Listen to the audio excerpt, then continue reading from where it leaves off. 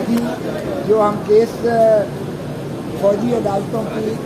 تشکیل اور ان پر سویلینز کے مقدمات کے بارے میں جو ہم نے عدالت عظمیٰ سے نالش کی تھی کہ یہ غیر آئینی ہے اور غیر قانونی ہے، اس میں آج شروعات 9 ججز کے بینچ سے ہوئی، اور آپ نے دیکھا کہ 2 معزز جج صاحبان نے باوجود وہ ان کارروائی سے جو ہے اعتراض کیا، اور پھر جج صاحبان نے دوبارہ چیف جسٹس نے باقی اپنے ہمراہی جج صاحبان کی مشاورت کے ساتھ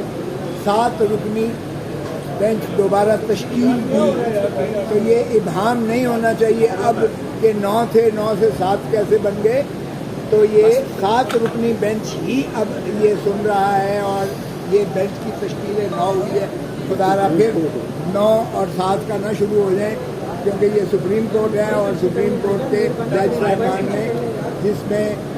جسٹس منصور علی شاہ صاحب بھی شامل ہیں، جس میں جسٹس یا افریدی صاحب بھی شامل ہیں، اعجاز الحسن صاحب بھی شامل ہیں، جسٹس منیر اختر صاحب بھی شامل ہیں، مظاہر علی اختر نقوی صاحب بھی شامل ہیں، اور عائشہ ملک صاحبہ بھی شامل ہیں۔ یہ 7 ججز پر مشتمل، باقی 6 جج یہاں نہیں ہیں، لاہور میں نہیں، اسلام آباد میں نہیں ہے، ورنہ ہماری استدعا تھی کہ فل کورٹ بیٹھے، یعنی 15 کے 15 جج صاحبان سنے۔ ہم نہیں چاہتے تھے کہ پھر یہ ہے 7-3 7-5 3-2 اس کی کوئی ابہام رہ جائے۔ تو بہر کیف اگر 2 سینئر جج صاحبان نے اپنی مرضی سے، یہ نہیں کہ ان کو جو ہے کسی نے مانے کیا، بلکہ چیف جسٹس صاحب نے سبھی کو بلایا، اس لیے یہ فل کورٹ ہی سمجھیں کہ یہ فل کورٹ ہی ہے جو آج کیس سن رہی ہے۔ آج پہلے شروعات ہمارے کیس سے ہوئی، چودھری اعتزاز اعظم صاحب کیونکہ سینئر موسٹ ہیں، اور اس لیے مجھے انہوں نے جو ہے یہ موقع دیا کہ میں اپنے استدلال شروعات کروں۔ تو میں نے یہی کہا کہ 25 کروڑ عوام اس وقت اذیت اور کرب میں مبتلا ہے، اور ایک خوف کی فضا جو ہے سارے ملک میں اس طرح سے پھیلی ہوئی ہے۔ آپ نے سنا جج صاحب نے بعد میں چیف جسٹس صاحب نے آخر میں یہ بھی کہا، اور اٹارنی جنرل نے تسلیم کیا کہ اگر وکلا کو جو ہے ہراس کیا جا رہا ہے، عزیر بھنڈاری کو اٹھا لیا گیا 4-6 گھنٹے، میرے گھر پر حملہ ہوا، وہ بھی چیف صاحب نے ذکر کیا، اگرچہ میں نہیں چاہتا تھا کہ وہ ذکر ہو۔ میں نے یہ ضرور شکایت کی کہ دیکھیں میں اٹارنی جنرل ہوتے ہوئے، سینئر موسٹ وکیل ہوتے ہوئے، میں اپنا پرچہ نہیں درج کروا سکا، ایک ASI نے پرچہ میرا بھی، وہ میرے اوپر قاتلانہ حملہ اور میرے گھر کے اوپر حملے کا، اور میرے ڈرائیور کو زخمی کرنے کا، اور میری گاڑی کو ہٹ کرنے کا، اور میرے گیٹ پر گولیاں برسانے کا، وہ بھی ASI کی ودیت میں پرچہ درج ہوتا ہے۔ میں موجود ہوں، زندہ آپ کے سامنے کا بار کیا۔ چیف جسٹس صاحب نے آخر میں یہ بھی کہا کہ یہ جو صحافی حضرات کو اور اٹارنی جنرل کو کہا بتائیں، میں آپ کو نام لے کر بتاؤں کہ جن صحافیوں کو آپ نے جو اغوا ہے، جن کو جو ہے اس طرح ہراساں کیا جا رہا ہے، یہ بھی بند کریں اور فوراً مخلصی دیں۔ اسی طرح چودھری صاحب نے پوائنٹ آؤٹ کیا کہ عورتوں کو بھی جو ہے آپ سے بیجا میں، یعنی ان کو بھی محبوس کیا ہوا ہے، ان کو جیلوں میں بند کیا ہوا ہے۔ چیف صاحب نے اس کی بھی فہرست مانگی ہے، اور ٹوٹل کتنے مقدمات ہیں اس وقت، کتنے لوگ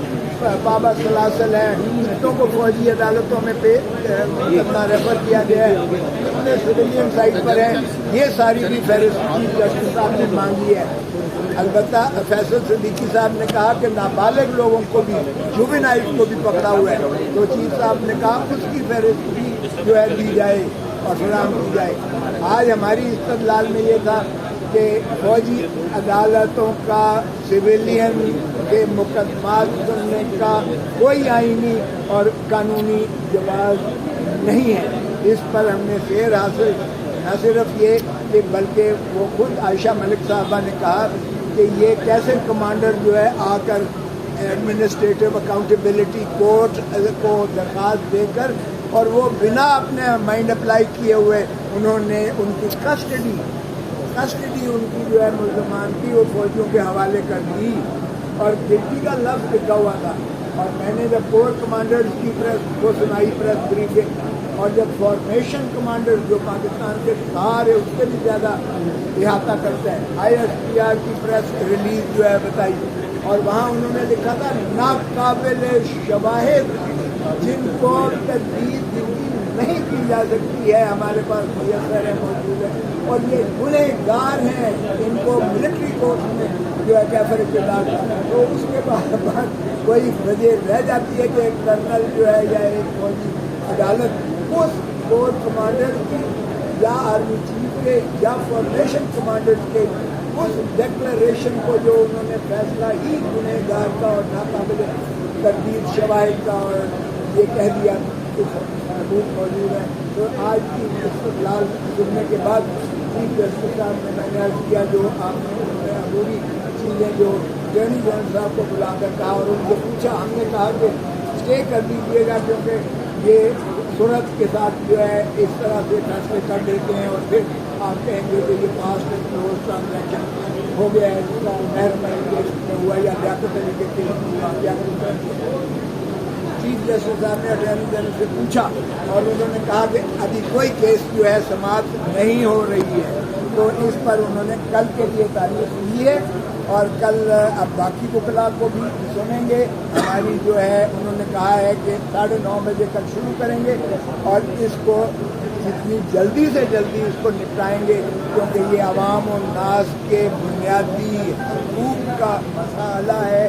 جس میں فوجی عدالتوں کا قیام یہ دوہرے پیرلل جوڈیشل سسٹم کے متصادم ہے، یہ بنیادی حقوق کو جو ہے ضبط دیتا ہے، یہ due process of law article 10A کی نفی کرتا ہے، یہ بین الاقوامی قوانین کی بھی نفی کرتا ہے، جس کا میں نے انہیں حوالہ دیا اور کل ان کو کتابچہ بھی دوں گا، جس کی دنیا میں ہماری جو ہے رسوائی ہو رہی ہے کہ فوجی عدالتیں انصاف کا انصاف کا قتل کر رہی ہے، تو اس لیے حساب سے میں آپ کو